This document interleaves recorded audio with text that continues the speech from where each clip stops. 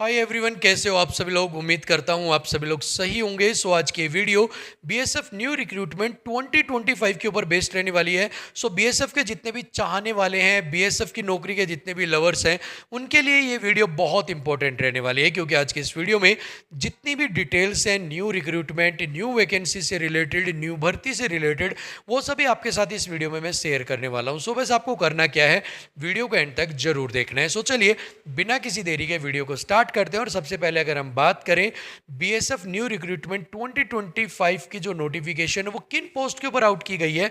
सो यहाँ पर जो पोस्ट है वो है कांस्टेबल ट्रेड्समैन की। सो देखिएगा, जो कांस्टेबल ट्रेड्समैन की पोस्ट है ना, उसके बहुत सारे लोग चाहने वाले होते हैं और बहुत सारे लोग जो है ना वो इसका वेट भी करते हैं। इसके पीछे का एक रीजन है, क्योंकि एक तो ये 10th बेस के ऊपर निकलती है, दूसरा यहाँ पर सैलरी भी अच्छी खासी देखने को मिलती है।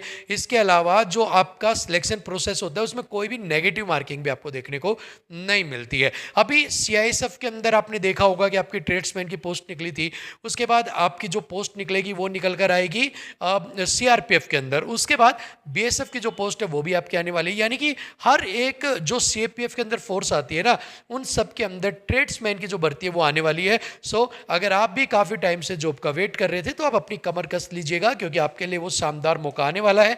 वैकेंसी की बात करें तो 3000 प्लस पदों के ऊपर जो नोटिफिकेशन है वो आपकी आउट की जाएगी। इसके अलावा अगर एज लिमिट की बात करता हूं तो 18 से 23 साल जो है वो यहाँ पर आपका एज क्राइटेरिया रहने वाला है, जहाँ पर ओबीसी को +3 ईयर का रिलैक्सेशन मिलेगा। एससी और एसटी जो कैंडिडेट्स हैं उनको +5 ईयर का जो रिलैक्सेशन है वो यहाँ पर दिया जाएगा। क्वालिफिकेशन की बात करें तो 10th पास, ठीक है, 10th पास होना आपका यहाँ पर जरूरी है। अगर आप 10th पास हैं तो आप इस फॉर्म को अप्लाई कर पाएंगे, ठीक है। चलिए इसके बाद अगर मैं सिलेक्शन प्रोसेस की बात करता हूँ, जो कि मेन चीज़ है, तो 5 स्टेज के अंदर आपका जो सिलेक्शन प्रोसेस है कंप्लीट करवाया जाता है।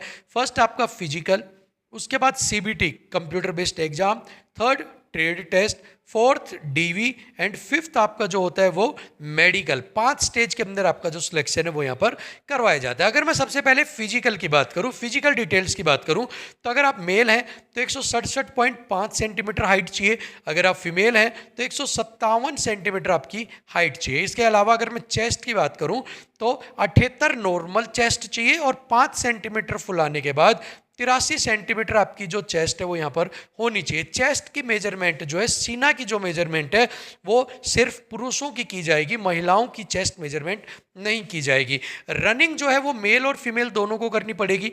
मेल्स को 5 किलोमीटर की रनिंग 24 मिनट में करनी है, वहीं पर फीमेल्स को 1.6 यानी कि 1600 मीटर की रनिंग 8 मिनट के अंदर यहाँ पर करनी है, ठीक है। सो ये आपकी फिजिकल डिटेल है। इसके बाद अगर रिटन एग्जाम की डिटेल की बात करूँ तो आपसे 5 सब्जेक्ट पूछे जाएंगे: Hindi, English, reasoning, maths, clerical aptitude और कंप्यूटर। हर एक सेक्शन से 20-20 सवाल पूछे जाएंगे और एक सवाल 1 नंबर का होगा, यानी कि पूरे एक जो है 100 नंबर का आपका पेपर होगा। हिंदी इंग्लिश के 20 सवाल 20 नंबर के, रीजनिंग के 20 सवाल 20 नंबर के, मैथ्स के 20 सवाल 20 नंबर के, क्लरिकल एप्टीट्यूड 20 सवाल 20 नंबर के, कंप्यूटर के 20 सवाल 20 नंबर के, यानी कि 100 सवाल 100 नंबर के। और 1 घंटा 40 मिनट का समय आपको पेपर के लिए दिया जाएगा, प्लस नो नेगेटिव मार्किंग, कोई भी नेगेटिव मार्किंग देखने को नहीं मिलेगी। अगर फीस की बात करें, अनरिजर्व, ओबीसी और ईडब्ल्यूएस जो है इनकी यहाँ पर फीस लगेगी।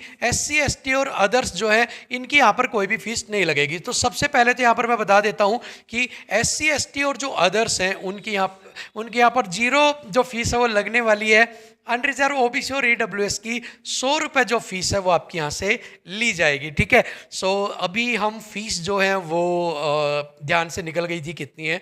सो हमारे जो साथी हैं उनसे हमने कंफर्म किया कि भाई फीस कितनी है। सो अनरिजर्व, ओबीसी, ईडब्ल्यूएस की जो है 100 रुपये फीस है। एससी एसटी अदर्स की 0 रुपये जो फीस है वो यहाँ पर ली जाएगी। सैलरी की बात करें, ठीक है, तो सैलरी 21,700 से लेकर 69,100 के बीच में आपकी रहने वाली है। और इन हैंड जो सैलरी है वो आपकी 40 से 45,000 रुपये अलाउंसेज के साथ आपकी पड़ने वाली है।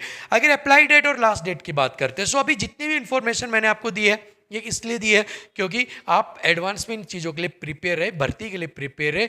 अप्लाई डेट जो है वो अप्रैल एंड तक आपकी स्टार्ट हो जाएगी, मई के अंदर इसकी लास्ट डेट रहने वाली है। अगर मई के फर्स्ट वीक में फॉर्म आता है तो मई एंड जो है वो लास्ट डेट यहाँ पर रहने वाली है। अभी आप बोलोगे कि सर अभी तो भर्ती आई नहीं है तो ये वीडियो क्यों बनाई? तो देखिए, ये वीडियो मैंने उन लोगों के लिए बनाई है जो सच में बीएसएफ की नौकरी चाहते हैं, जिनको सच में सरकारी नौकरी की ज़रूरत है, जो चाहते हैं कि भाई हमें एडवांस में पता रहे कौन सी भर्ती आने वाली है ताकि हम उसकी प्रिपरेशन कर सके। ठीक है, बाकी जिन लोगों को सिर्फ ये कहना है कि भर्ती आएगी तब बनाना, ये बनाना, वो बनाना, तो वो जो सिर्फ लोग हैं वो सिर्फ भर्ती आएगी फॉर्म भरेंगे और बस वहीं पर रुक जाएंगे। लेकिन जो सिलेक्शन लेता है ना बच्चा, वो 2 महीने पहले भर्ती के बारे में जानकर उनकी तैयारी शुरू करता है, तब कहीं जाकर जो सिलेक्शन वो निकलता है, तब कहीं जाकर सरकारी नौकरी मिलती है। क्योंकि सरकारी नौकरी जो है ना, उसको निकालने का मतलब है शेर के मुंह से, शेर के जबड़े से मांस का टुकड़ा निकालना। ठीक है, सो फिलहाल के लिए तो जो वीडियो में डिटेल थी वो मैंने सारी आपको शेयर कर दी हैं।